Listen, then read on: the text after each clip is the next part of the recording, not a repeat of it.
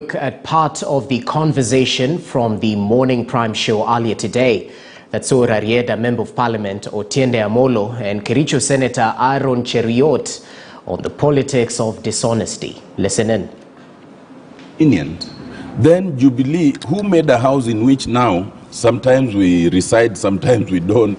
You know, we come into this house that they had built and we intend to rebuild it properly with democratic structures because it was built in a different context. Okay? We have debated for the last 3 years. You remember about 2.5 years ago when the Deputy President started demonstrating his tendencies, his dishonesty. There is a move by people within the president's side and even some people within ODM who wanted to bring a motion of impeachment of the Deputy President on that account.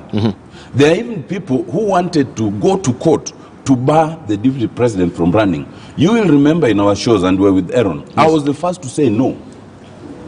The Deputy President is truly dishonest. But dishonesty is different from qualification. You cannot bar somebody because they are dishonest. You can bar them if that dishonesty has translated into a criminal offense. But as long as it's at the dishonesty level, in the case of the DP, of course, it's translated, but that's a different matter. You cannot bar them. You will remember that there are people who have been charged, many people. And last week I said here that their side seems to have an unfair number in terms of people of interest to the law. It seems to attract anyone who has an issue of corruption or something like that. Then they now say it is witch hunt. If it was witch hunt, Aaron Cheruiyot here would be in court. He's not in court because he has not dirtied his fingers yet. But he's in bed with a lot of people who have dirtied their fingers. And when the police come calling, they say it's witch hunt. If those people had been taken and detained without trial the way President Moi used to do, you could say it's witch hunt.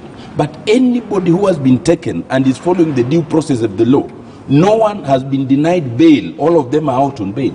No one has been denied a fair trial. You cannot start saying that's a witch hunt. That is what is called due process. And anyone, whether it's on our side, whether it's on their side, whether it's on which side, who becomes of interest with the law must face the law. And what must happen is what I've started seeing happening. Those who then dip their hands in the coffers of the public, the sentences that are meted out must be such that it discourages others from doing a similar thing. That is not witch hunt.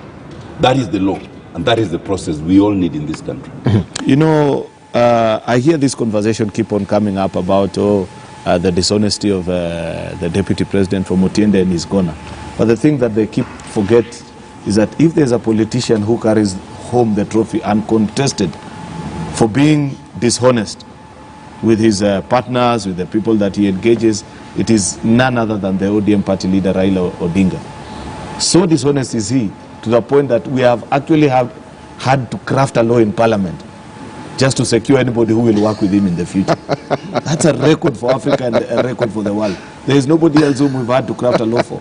You know, this political parties amendment bill that we did, it was done actually you know, when we do bills in Parliament, we do it with a schedule. We should have included a schedule that say, for anyone that wants to work with Raila in the future, this law is for you. Because, you know, when you work with partners like, say, Moses Wetangula, you go, you campaign together with, then immediately you come back and they're elected as senators. You grant them a very small position called minority leader of Senate. 3-4 months down the line, you unleash senators from your party on him and kick him out. What else do people expect of you? You go to a campaign and win together as NASA a shareable number of seats. The Register of Political Parties does a calculation and grants you, you know, funding from the exchequer to run your political parties. You withhold it for close to 3 years. These people have been begging, Wiper, Ford Kenya, ANC, asking of ODM that can you behave yourself? We campaign together as a team. You know, and they were never granted that particular access. And these are the things that led to that actually particular law being brought to Parliament, so that anybody that intends to work with him in the future will work knowing that at least there are certain safeguards. But you know, there's a point that I've always had the Deputy President make, and I think it's quite a salient one, that he says these things about coalitions and political marriage, is not so much about what is written on paper, but about your quality as an individual. If you're a person easily bound by your word, then you don't have to sign even any form of coalition agreement, because you'll be honorable enough to respect the agreements that you make. And he goes on to give the example, and many of us agree with it, that constitutionally his position is guaranteed as Deputy President and Principal Assistant to the President of the Republic. But has that stopped his boss, that is the President, from sidelining him in a government that they formed together? It didn't.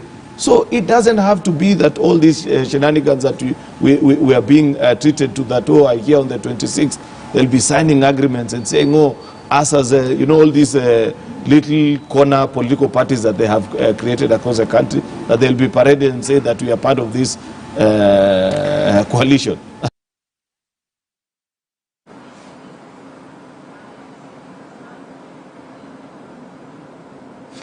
Well, there's a conversation that Mike